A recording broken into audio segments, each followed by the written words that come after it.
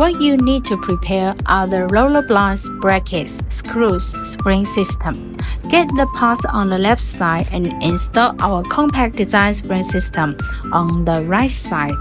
I guess you might not have seen this kind of spring system before. Tighten the screws on the left and right brackets. Fix the roller blind on the brackets too.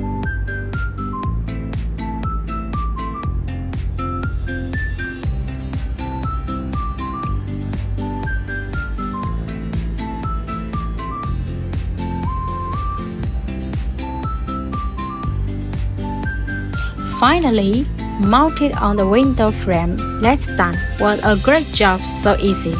To know more this spring mechanism, you can check my other videos.